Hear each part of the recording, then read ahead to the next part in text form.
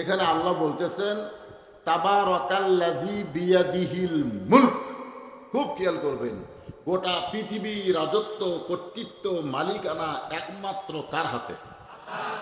এটা বলতে যদি কেউ মুখ বন্ধ রাখেন, আমরা অনেক সময় বলি না, এখন আওয়ামী লীগ ক্ষমতাতে আছে, আগামীতে বিএনপি ক্ষমতাতে আসবে। আমাদের কিছু কিছু লোক এরকম গল্প করে, চা খায় আর গল্প করে। আপনারা বলেন তো, ওয়াহুয়া আলা কুল্লি শাইইন কদির, এই আয়াতকে যারা বিশ্বাস করে তারা কখনোই বলতে পারবে না যে আল্লাহ ছাড়া কোনো দল ক্ষমতায় আছে। কোনো দলকে আল্লাহ তাআলা কিছু সময়ের জন্য ক্ষমতা দিছে, কিন্তু প্রকৃত ক্ষমতার মালিককে, যার প্রমাণ হলো হাসিনা। জোরে খান কথা ঠিক কিনা? যে যার সাঙ্গ পাঙ্গরা বলতেছিল যে 141 সালের আগে আমরা যাব না, এরকম একটা কথা শুনতেছিলাম না যখন।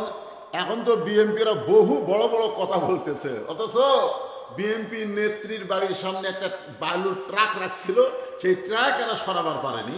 এখন তো হামবে তামবে, হ্যাঁ করেঙ্গে ত্যাগ করেঙ্গে, বহু কিছুই বলতেছে। তোর কথা কম না কেন? বিএনপি যে এত বড় একটা দল এখন বোঝা যাচ্ছে। এখন বিএনপির কিছু কিছু অতি উৎসাহী নেতারা ভাবতেছে যে আমরা যা বলবো তাই, আমরা ছাড়া বাংলাদেশের কোনো দলই নাই। মানে এক দল ক্ষমতা ছিল আর এক দল ক্ষমতা যাচ্ছে, এটা বলা যাবে না। কারণ ক্ষমতা কোনো দলের না, সব সময় একমাত্র ক্ষমতার মালিক হচ্ছে আমার আল্লাহ। জোরে গান কথা ঠিক কি না?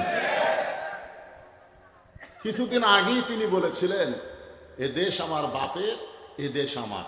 এগুলো আমার বাপের কথা না, সবগুলো রেকর্ড আছে। যদি আপনারা বলেন হুজুর এ কথা কবে কইছে, আমার মোবাইলে সব ভিডিও আছে। এ দেশ আমার বাপের, এ দেশ আমার। হাসিনা কোনোদিন পলায় না। এই কথা বলার কয়েকদিন পরেই, বেশি দিন লাগেনি, কয়েকদিন পরে রাত 9টার সময় 1.5 লাখ টাকার খাট, 12,000 টাকার কম্বল ওড়ে তামানি দিয়ে বলতেছে আমার বাড়ি আমার ঘর আমাকে নামাইকে। 5 তলায়, জোরে কম কয় তলায়? 5 তলায় উঠে এই দোয়া পড়ে ঘুমে গেছে যে আমার বাড়ি আমার ঘর আমাকে নামাইকে। ঘুমের পূর্বে একটা দোয়া আছে, সেই দোয়া কি আপনার পড়েন? আল্লাহুম্মা বিইসমিকা আমুতু ওয়া আহইয়া। আপনি এই দোয়াটা যখনই পড়বেন, আমুতু শব্দ উচ্চারণ করার সঙ্গে সঙ্গে আপনার ঈমান আপনাকে বলে দিবে তুমি ঘুম যাচ্ছ, তুমি চেতন হতে পারবা না যদি আল্লাহ তোমাকে চেতন না করে। জোরে কোন কথা ঠিক কি না?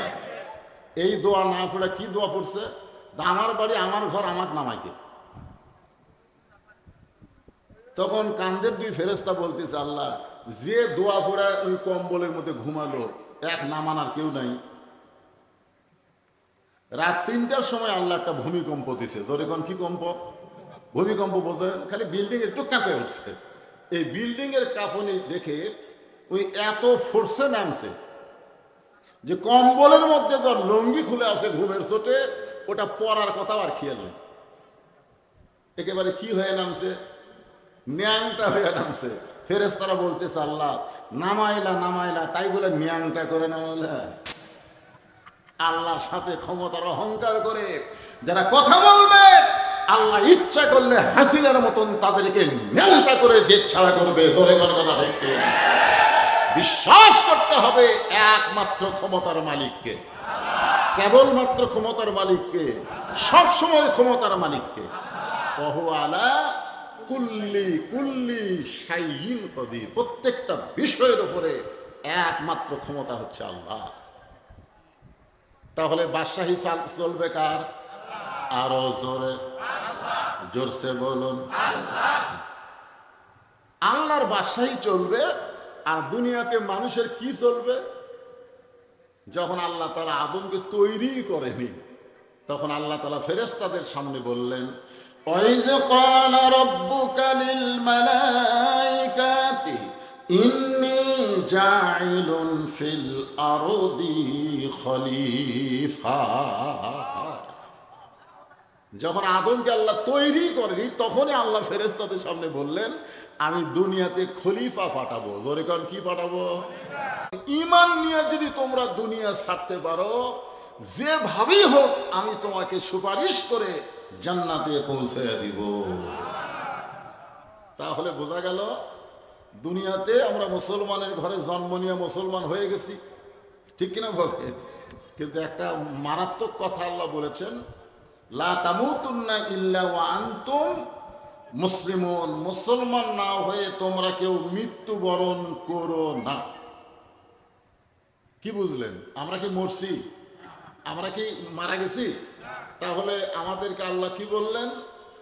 যে মুসলমান না হয়ে, আমরা মুসলমানই তো, আমরা তো মুসলমানের ঘরেই তো জন্ম নিয়েছি। এরপরে আল্লাহ কেন বললেন, ইয়া আইয়ুহাল্লাযীনা আমানু তাকুল্লাহা হাক্কা তুকাতিহি ওয়া লা তামুতুন্না ইল্লা ওয়া আনতুম মুসলিমুন, তোমরা মুসলমান না হয়ে মরো না। আল্লাহ ঈমানদারকে বলতেছেন। তার মানে বোঝা গেল মুসলমানের ঘরে জন্ম নিলেই মুসলমান হয়ে মরা যাবে না। মুসলমান হয়ে মরতে গেলে আমাদের কিছু কাজ করা লাগবে। জোরে কোন ঠিক কিনা? যদি মুসলমান হয়ে আমরা মৃত্যুবরণ করি, যত পাপী হই না কেন, আমাদের কোনো টেনশন নেই, কোনো টেনশন নাই। কেন নাই? ও যে একটা গান গাইছিল, আসেন আমার মুক্তার, আসেন আমার বারিস্টার, শেষ বিচারের হাইকোর্টেতে তিনি আমায় করবেন পার, আমরা পাপী রাসূল জাবিন্দার। আল্লাহ যখন হাকিম হয়ে আমাদেরকে আসামি বানায় বিচার শুরু করবেন, ওই সময় আমাদের নবী উকিল হয়ে বারিস্টার হয়ে আমাদেরকে সুপারিশ করে জান্নাতে পৌঁছায় দিবে। এমন একজন নবীর উম্মত হওয়াতে আপনারা খুশি না বেজার?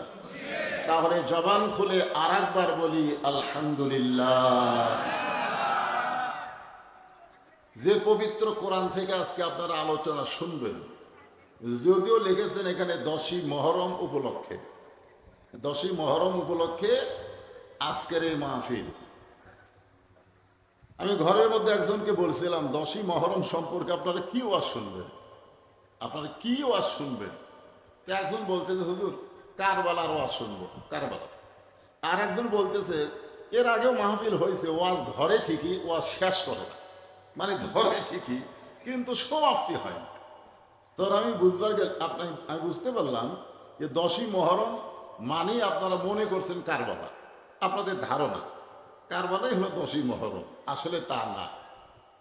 এখানে 10ই মহরমের বিশাল একটা ঘটনা এবং বহু ঘটনার সমন্বয়, সবগুলো আনন্দের। জোরে কেন সুবহানাল্লাহ। 10ই মহরমে যা হয়েছে সবগুলো কি আনন্দের। সবচাইতে বেশি আনন্দ হলো মূসা আলাইহিস সালামেরটা, যেটা আল্লাহ রাসূলের হাদিসে প্রমাণ হয়ে গেছে। মূসা আলাইহিস সালাম আল্লাহর একজন মস্ত বড় পয়গম্বর ছিলেন। তার একটা ডিগ্রি ছিল কালিমুল্লাহ। জোরে কোন কি ডিগ্রি? মাঝে মধ্যেই তিনি তুর পর্বতে যাইতেন আল্লাহর সঙ্গে কথা বলার জন্য। আল্লাহ রাসূল বলতেছেন মূসা নবীকে আল্লাহ তাআলা এমন একটা যোগ্যতা দিয়েছেন, যিনি তুর পর্বতে গিয়ে সরাসরি আল্লাহর সঙ্গে কথা বলতে পারতেন। এ কথা শুনে কিছু সাহাবী একটু মন খারাপ। আল্লাহ রাসূল বললেন তোমাদের মন খারাপ হওয়ার কারণ কি? বলে আমরা জানি আমাদের নবী হলো বিশ্ব নবী এবং বিশ্বাস করি আমাদের নবী হলেন সাইয়্যিদুল আম্বিয়া সাইয়্যিদুল মুরসালিন, সমস্ত নবীদের নেতা, সমস্ত নবীদের ইমাম। তাহলে মূসা নবীকে আল্লাহ সরাসরি কথা বলার যোগ্যতা দিল, আর আমার নবীর সঙ্গে আল্লাহ কথা বলবার গেলে জিবরাইল সেট করলো। মাঝখানে কি সেট করলো? কথা বল না কেন? জিবরাইলের মাধ্যমে আল্লাহর বাণী কোরআন আল্লাহ নবীর কাছে পাঠালো।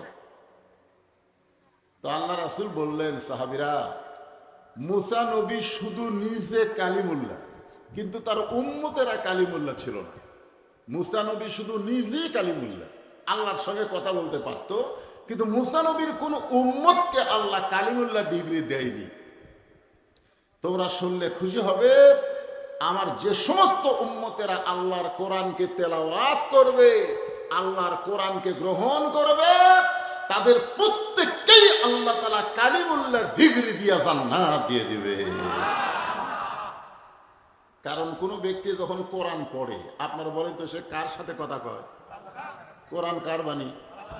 মাশাআল্লাহ। এখন সেই কোরআন থেকে কোরআনের আয়াতকে সামনে নিয়ে আমি 10ই মহরম উপলক্ষে আলোচনা করব, তবে যেটা ধরবো এটা শেষ করবো ইনশাআল্লাহ।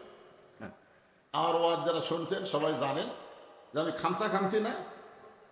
আমার ওয়াজের এক জায়গায় থুয়ে আগামী বছর দাওয়াত দিব, সে পিলিয়ারও আমি না, কারণ এখান থেকে বাড়ি যাওয়ারই গ্যারান্টি আমার নাই। আমার আগামী বছর আসবো সেই গ্যারান্টি আমি কোথার থেকে দেবো? এই জন্যে যেটা ধরবো সেটাই আপনাদের সামনে আজকের আলোচনা হবে ইনশাআল্লাহ। এই গরমের দিন এই যে এই যে মেয়ে মানুষের মতন বোরকা পরাছেন কেন? এই যে কাপড়গুলো দিয়ে ও দেখি আছে বাড়ি।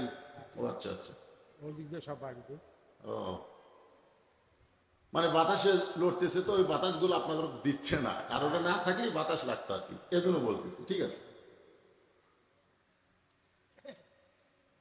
আপনারা একটু স্বীকারোক্তি দিবেন এই কোরআন শরীফের ভিতরে কোনো সন্দেহ, এটা স্বীকারোক্তি দেওয়া লাগবে তো।